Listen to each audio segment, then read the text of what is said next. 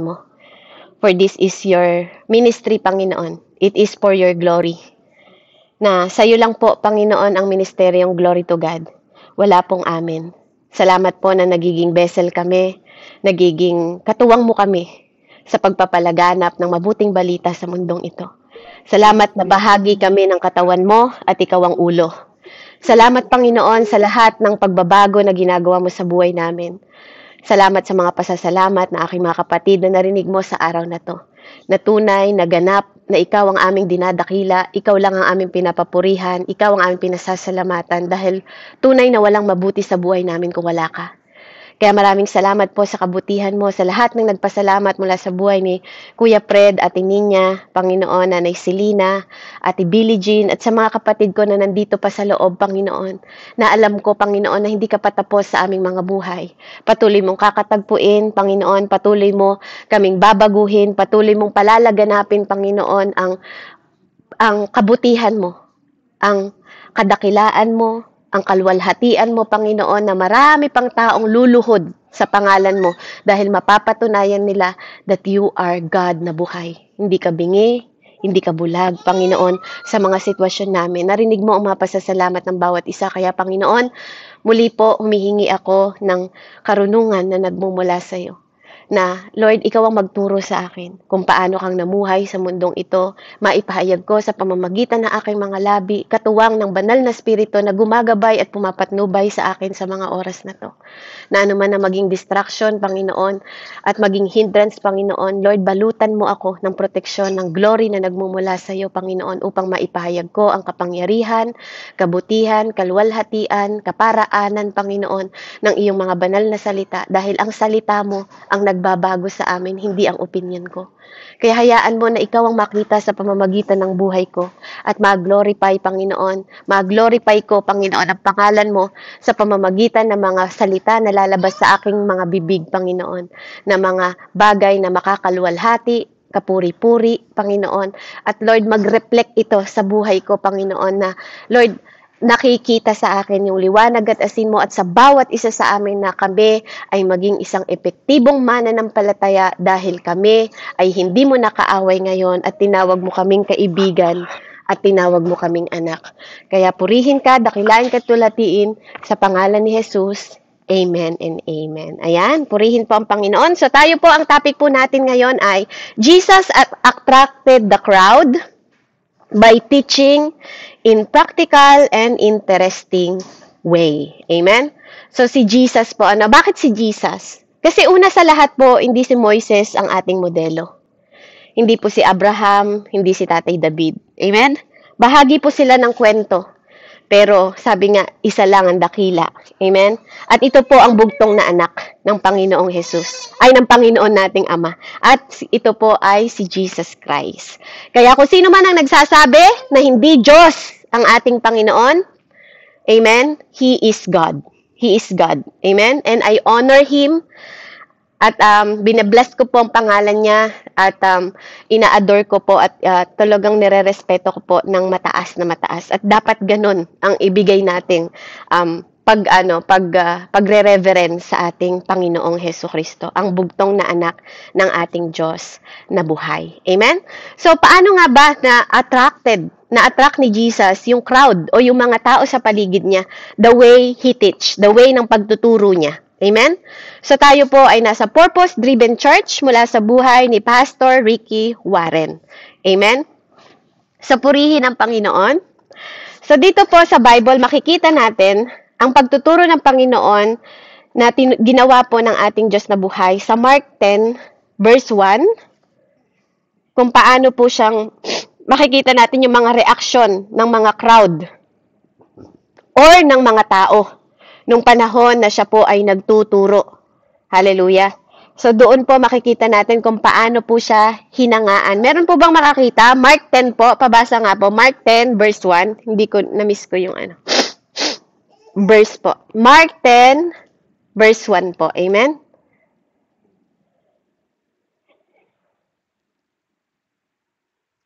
Meron po ba? Amen po, amen. Mark 10, verse 1. Pag alis doon, Si Jesus ay nagpunta sa lupain ng Judea at tumawid sa ibayo ng ilog Jordan. Muling dumagsa ang maraming tao at tulad ng kanyang palaging ginagawa, sila'y kanyang tinuruan.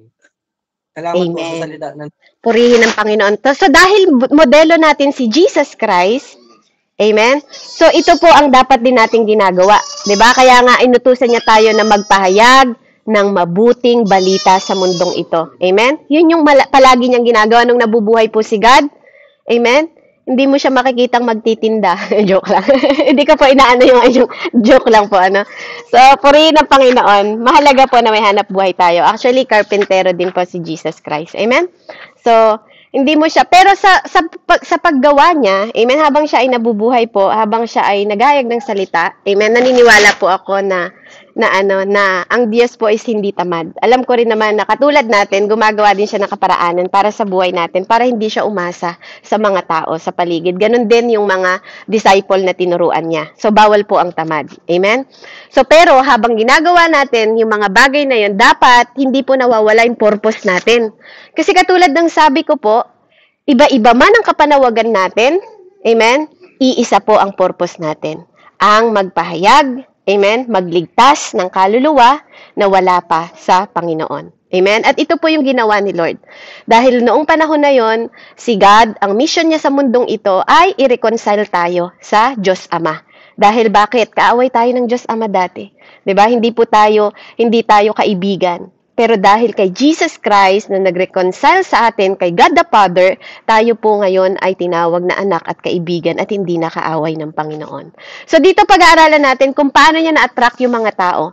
Sabi po sa Mark, hallelujah, sa Mark 7:28, sabi po dito, namangha kay Jesus ang mga tao nang kanilang marinig ang kanyang pagtuturo. Susundan ko po sa verse 29, sapagkat nagturo siya ng may kapangyarihan, hindi tulad ng mga tagapagturo ng kautusan. Amen?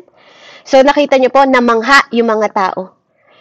Bakit po? Kasi yung turo ni Jesus Christ is naiiba sa mga nagtuturo ng puro law, puro batas, puro batas, puro batas. Amen? So dito makikita natin ibang-iba kung paano sila na-amaze sa pagtuturo ni Jesus Christ. Mark 22 verse 33, kinuha ko rin po yung 31 at 32 para hindi puputol ang mensahe. Tungkol naman sa muling pagkabuhay ng mga patay, hindi ba ninyo nabasa ang kasulatan na sinasabi sa inyo ng Diyos? Sabi niya, verse 32, Matthew 22 po tayo, 31 hanggang 33, Ako ang Diyos ni Abraham, Diyos ni Isaac, at Diyos ni Jacob. Ang Diyos ay hindi Diyos ng mga patay, kundi Diyos ng mga buhay. Verse 33, nang marinig ito ng mga tao, namangha sila sa kanyang katuruan. Amen? So nakita niyo po ano?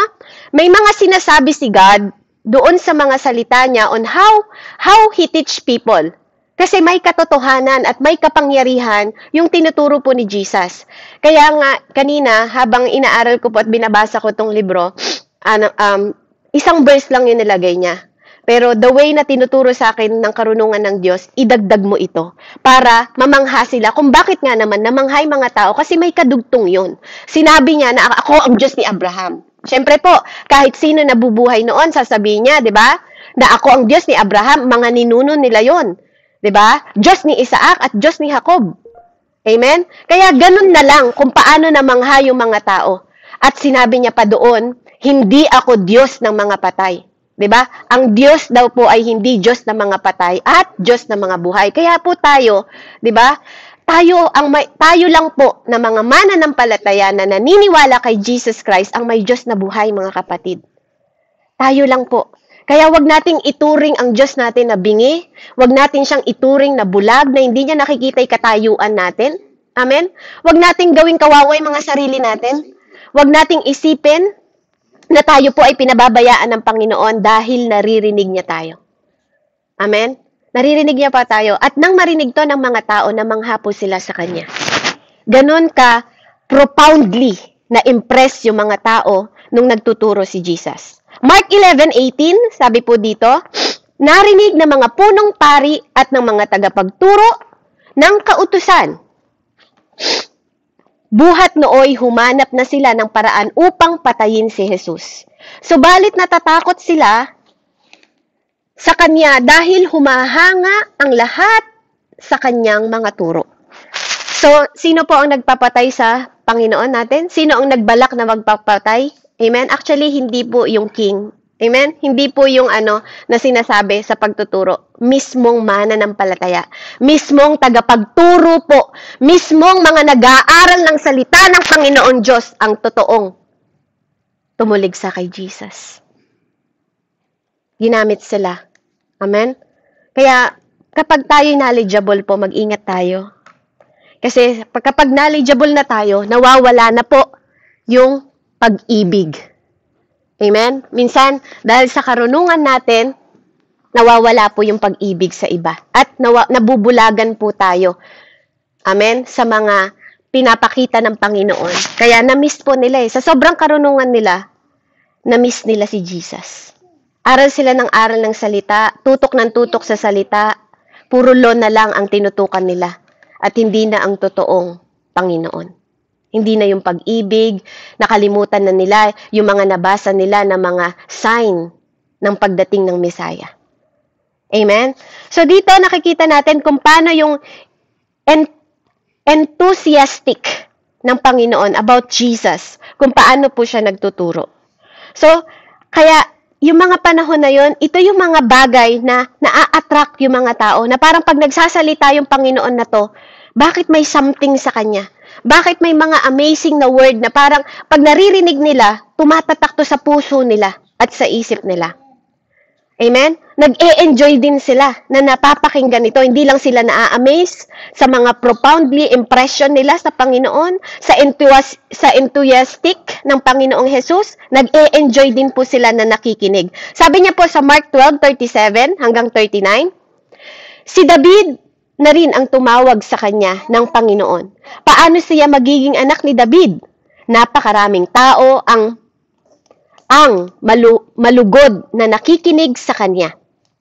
So, nag-e-enjoy po sila, Sa kanyang pagtuturo, verse 38, sinabi ni Jesus, mag-ingat kayo sa mga tagapagturo ng kautusan na mahilig magpalakad-lakad na suot ang kanilang mga mahabang damit at gustong-gustong binabati ng may paggalang sa mga pamilihan. Verse 39, ang gusto nila ay mga natatanging upuan sa mga sinagoga at mga upuang pangdangal sa mga handaan. Amen? So, purihin po ang Panginoon.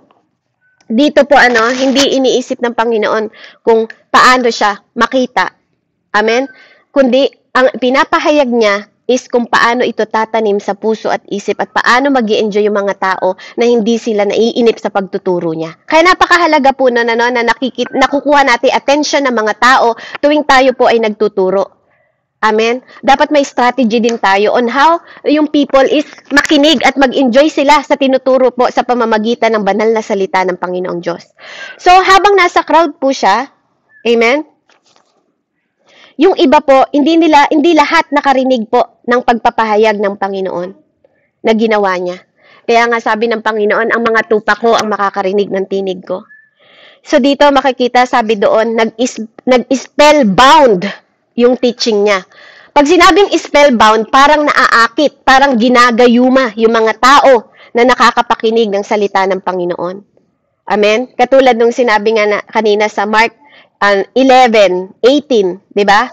Kung paano siyang nagtuturo. Kahit pa naririnig ng mga pari at tagapagturo ng kautusan yung kanyang tinuturo. Amen?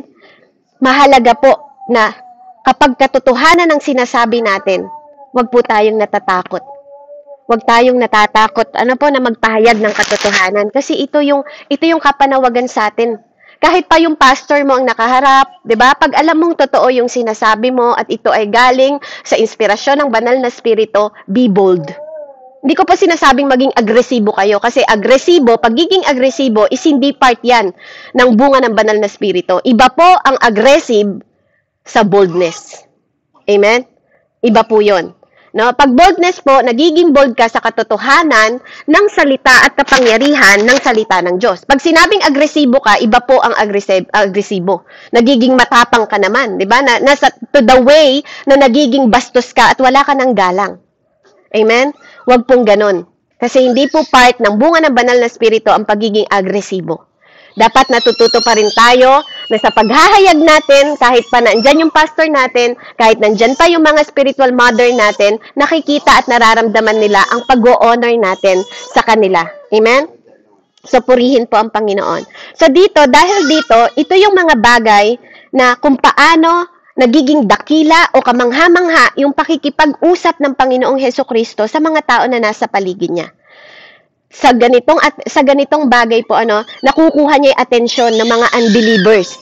Nakukuha niya yung atensyon ng puso at mata, 'di ba, ng mga tao na tinuturuan niya, lalo na higit sa lahat yung mga tao na hindi talaga nakakaunawa sa kanya. Kinakatagpo ni Jesus, 'di ba? Yung mga tao na hindi pinapansin halos ng mga tagapagturo, 'di ba? Yung mga tao na kapag hindi na sumusunod sa law nila, ang tingin na nila rebellious. Pero yun yung mga tao na pinuntahan nila God. Yun yung mga tao na kinatagpo niya, yung mga tao na hindi halos na nadadalhan ng magandang balita. Amen? Kaya tayo po, hindi lang tayo dapat laman ng church. Kaya nga tayo, hindi naman tayo tinawag na ilaw at asin ng church lang. Tinawag po tayong ilaw at asin ng mundo, mga kapatid. Amen? Kaya mahalaga po na we are meditating, hindi lang nagbabasa. Iba ang nagbabasa sa nagme-meditate. Ang salita ng Diyos is dili-diliin nyo, hindi lang basahin. Amen? Dili-diliin ang salita ng Diyos araw at gabi. Magkaiba po yun sa basahin lang araw at gabi. Amen? Meditation is different to reading. Magkaiba po ang ibig sabihin nun. Amen? Kaya, napakahalaga po ng pinag-aaralan po natin sa oras na to dahil ito ay isa sa dapat po na tinataglay natin bilang isang mananampalataya na tayo ay tinawag ng Panginoon upang makapture din natin yung attention, mostly po ng mga believers. Natatandaan niyo po ba yung sinabi ng Panginoon? Anong sabi niya sa salita niya? Hindi ako nagpunta dito para sa mga taong matuwid. Nagpunta ako dito para sa taong makasalanan. Amen? Kaya napakahalaga po na alam natin yung ating mission sa mundong ito. Alam natin na pag tayo ay naligtas, we have to save other people din. Hindi mo to kinikip para sa sarili mo lang. Kaya napakahalaga ng nangyayari po sa ating ministeryo, 'di ba, sa ating pamilya na naasasama na natin pati asawa natin at mga anak sa gawain. 'Yun yung goal. Amen? 'Yun yung goal natin. Sabi po sabi dito, kailangan maituro natin sa kanila kung paano tayo makikipag-communicate sa mga tao na to ng mga espiritual na katotohanan na walang ibang daan kundi si Jesus Christ lang at wala pong iba. Amen?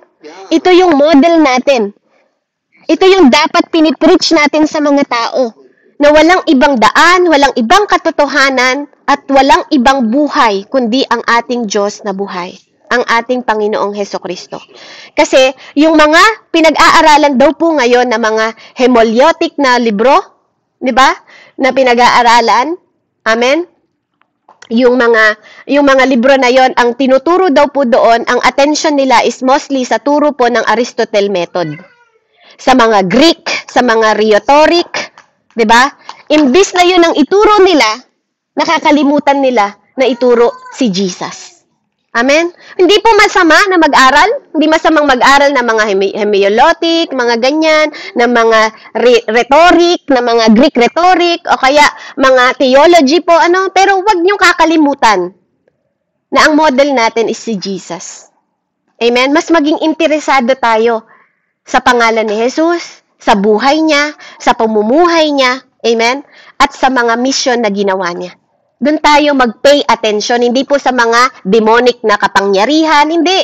Kasi pag nakilala mo tong Jesus na to, sisiguraduhin ko sa inyo na lahat ng kapangyarihan ng demonic, ng mga witchcraft, ng mga espiritu sa mundong ito hindi tatalab sa inyo. Bakit? You know the power of God na nasa iyo. Kahit ano pang klase, magkakaroon ka ng confident na lalabas sa bahay mo na alam mong may liwanag ng glory sa buhay mo. Alam nyo ba na lumalabas ka pa lang ng tahanan pag tunay kang tumanggap sa Diyos?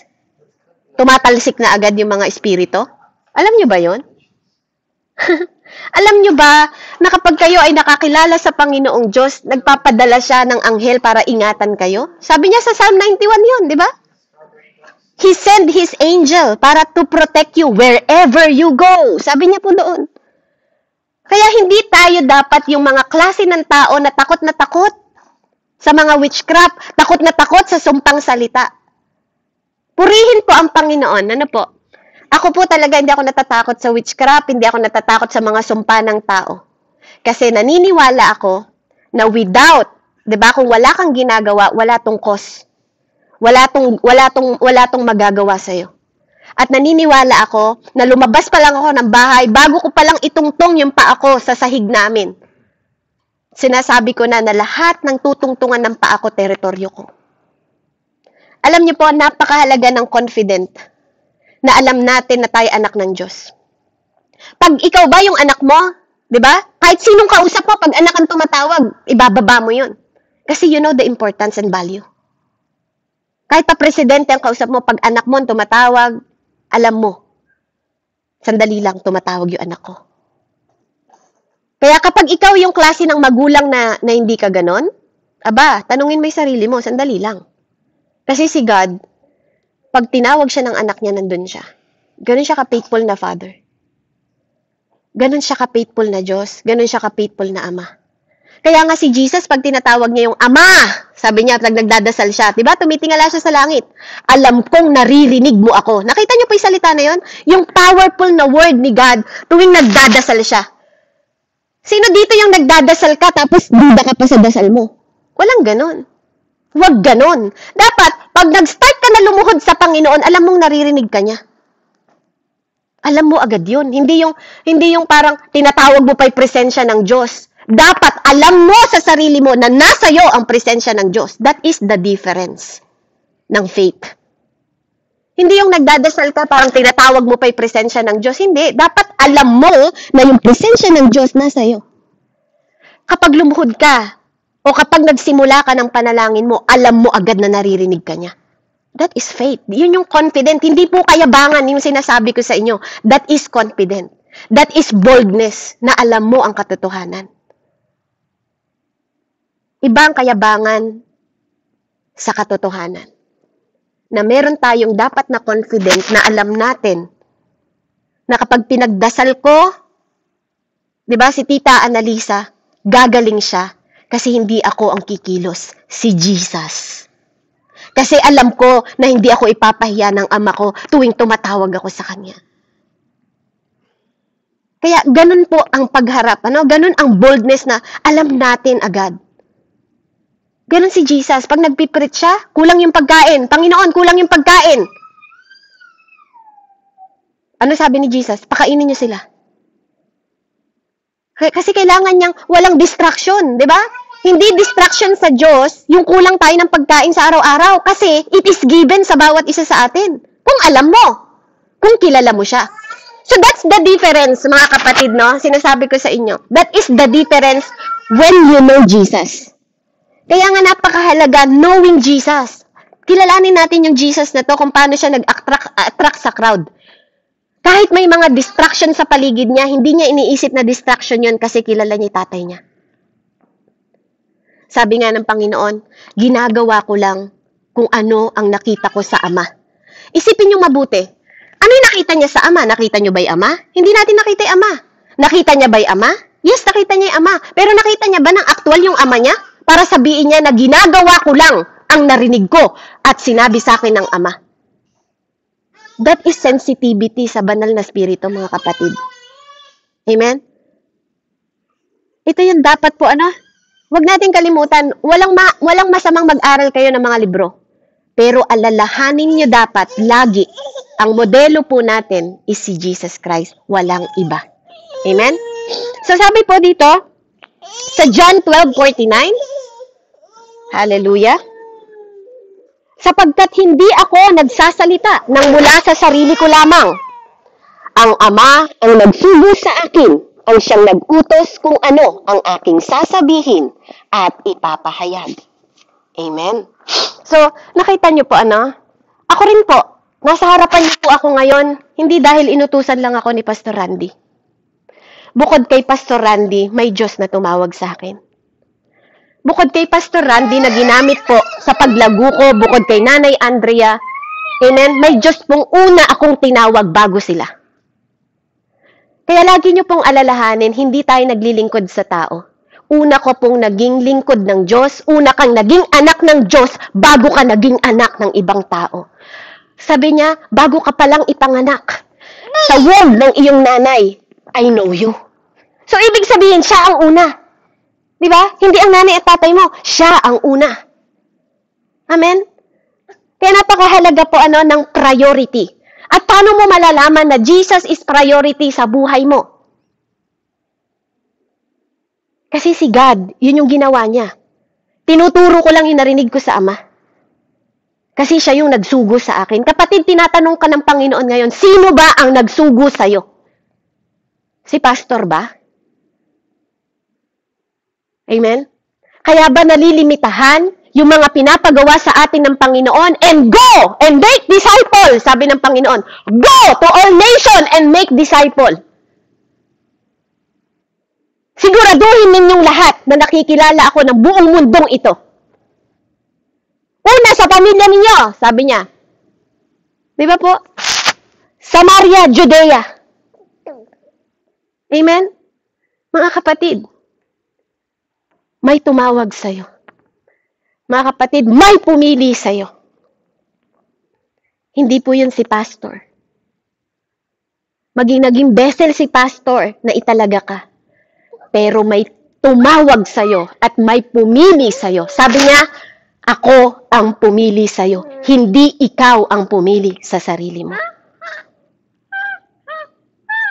Kaya ito yung mga bagay na dapat po natin sinasaalang-alang. Ano po? Hindi rebellion. Amen? Ang pagiging evangelista. Hindi rebellion ang pagsunod sa sinasabi ng Diyos. Kapag may mga pastor na nagsabi sa inyo na huwag kayong magpahayag ng salita, that is against the word of God. Amen? That is manipulation. Dahil si Jesus, naging attracted siya sa mata ng mga tao dahil pinadala siya ng kanyang ama sa mundong ito para ipahayag at para iligtas ang mga taong wala pa sa Diyos. Ikaw, inaatasan ka rin ng Panginoon na ipakilala mo siya sa mga taong higit na hindi nakakakilala sa Kanya dahil pumunta ang Panginoon dito para makilala siya at para iligtas ka. Mamatay.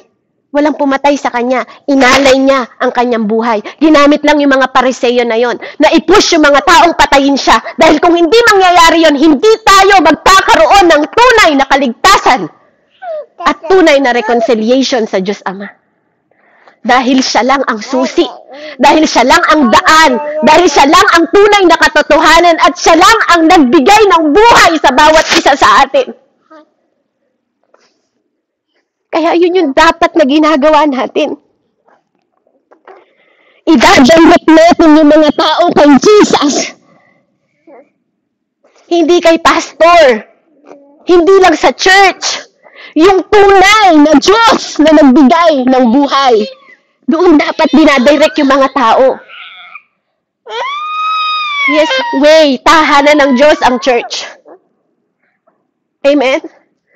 Pero paano kung church lang sila ng church, tapos paglabas hindi naman pala tunay na si Jesus ang tinanggap sa buhay? Amen? Hindi po ang trabaho natin maglabas-pasok lang sa church. Amen? Ang tunay na trabaho natin po is maingganyo, ma-attract yung mga tao to love Jesus.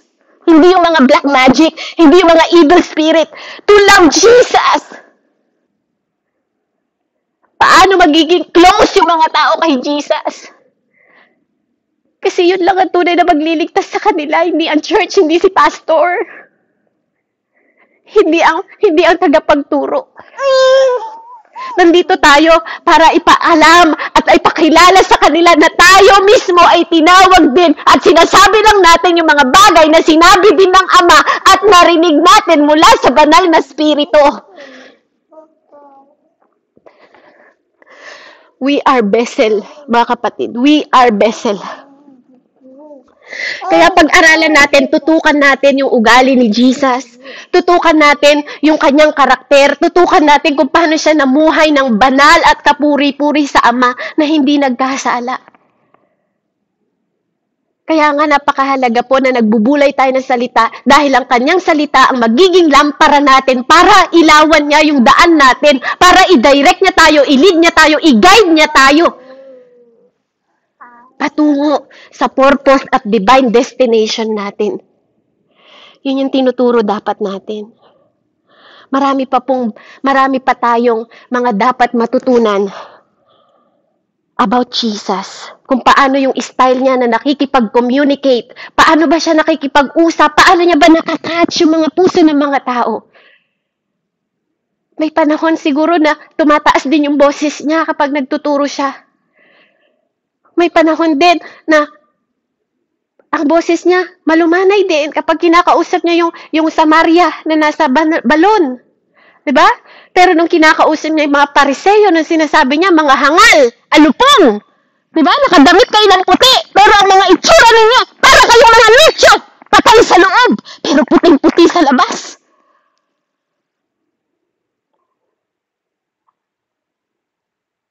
Sabi ng mga alagad sa kanya noon, Panginoon, hindi ba sila nagalit sa akin? Hindi ba kaya sila magalit sa inyo? Kasi nagpapahayag kayo. Sabi niya, mga tagapaglingkod yun ng nagtuturo, tagapagturo, hayaan mo sila. Sabi ng Panginoon. Hayaan mo sila. Dahil sinasabi ko lang ang narinig ko sa Ama. Amen? Kasi darating ang panahon, hindi lahat ng sinasabi ng bibig natin gusto ng tao. Kasi ayaw nila ng katotohanan, katulad ni Jesus. Ayaw nila ng katotohanan. Diba? Lalo na pag yung kaibigan mo, binabawal mo makipagkabit sa asawa ng may asawa. Kapag binabawal mo na sila na huwag magsugal, huwag mag-inom. Amen? Ayaw nila yon kasi ayaw natin na dinidisiplina. Pero parte yon ng pagtuturo ng Panginoon sa atin, mga kapatid. Parte yon ng buhay ni Jesus. Hindi lasinggero si Jesus. Hindi rin chismosa si Jesus. Hindi po siya lakwatsera lang. Lahat ng lakad ng Panginoon may purpose. Lahat ng lakad ng Lord may kapahayagan. Lahat ng direction niya may leading at may guidance ng Diyos Ama. At Diyos Espiritu Santo. Kaya lahat ng kanyang lakad, victory lahat. Kahit pa sabihin nila, kulang ng pagkain, Panginoon, pakainin mo sila. Panginoon, walang tindahan dito, wala tayong bibilan. Kunin nyo ang lahat ng malilikom ninyo, idala nyo sa akin. Parte po ang bulsa. Parte po ang pera natin. Parte ang kayamanan. Ano man ang meron tayo, parte po yun ang ministeryo natin. Kung wala kang pera, pamilya mo, parte yan ng ministeryo mo. Wala pong simbahan, yung bahay mo, parte yan ng church ni Lord. Amen? Walang pagkain, may body of the Christ. May tutulong. Kaya walang dahilan po para tumigil po tayo sa pagpapahayag kung paano natin maa-attract po at tuturuan ng practical at magkaroon ng interest ang mga tao. Amen? Purihin po ang Panginoon. Siguro po hanggang dun lang yung ituturo ko. Si Pastor na ang magtuturo ng Jesus began with people needs, hurt, and interest. Amen? So napakahalaga po, maikli lang yung mensahe, pero nawa, nakita po natin dito yung kahalagahan. Amen? Na makita natin si Jesus. Sa totoo lang po, naniniwala ako na hindi lang ang salita ni God, hindi lang ang salita ni Jesus ang naging attracted sa tao. Naging attracted din kung paano siya namuhay. Kung paano siya nagsasalita. Kung paano niya tinupad ang lahat ng kapanawagan sa kanya ng Ama. Mahalaga yung testimony mo. Dahil tayo ngayon, yung pinag-uusapan natin is testimony kung paano yung Diyos na yon na nagkatawang tao na lumakad sa mundong ito na hindi nabahiran ng kasalanan. Kasi sinadya niyang iwasan. Na namuhay ng mabuti. Kasi sinadya niyang maging mabuti. Na nabuhay ng matuwid. Kasi sinadya niyang hindi piliin ang likong daan. Na namuhay at namatay para sa'yo. Kasi all He want is you. Ikaw ang dahilan at ako kung bakit siya dumating sa bundok ito, namatay, nilibing, at nabuhay muli para maitanyag ang kanyang pangalan na siya ay Diyos ng mga buhay at hindi Diyos ng mga patay. Purihin po ang Panginoon and to God be the glory. Let's pray. Heavenly Father, in the mighty name of Jesus. Lord, we honor you. We thank you, Panginoon. Na lagi mong pinipili kami. Na lagi mong iniisip kami. Na lagi mong dinidisiplina kami. Na lagi mo kaming binabago. Kasi parte yun, Panginoon, on how you attract people. Parte yun, Panginoon, even sa mga pagtulong mo sa mga tao. Parte po, Panginoon, ang pagkatao mo at pagka-Diyos mo, Panginoon, na hindi lang sa pamamagitan ng mga salita mo, kundi sa katotohanan na lumabas sa mga bibig mo. Kaya, Lord, turuan mo kami kung paano magpahayag at kung paano makita, Panginoon, yung Jesus Christ sa buhay namin. Kasi yun yung goal namin, to be Christ-like. To be like you. To transform like you. Lord, thank you so much sa mensaheng ito. Patuloy mo kaming tulungan, Panginoon, na maihayag sa maraming tao at lahat, Panginoon, ng tao ay luluhod sa iyong pangalan. Sa pangalan ni Jesus, sa ngalan ng Diyos, Ama, Anak, at Espiritu Santo. Amen and amen. Glory to God po and God bless po sa bawat isa. Purihin po ang natin ng Panginoon.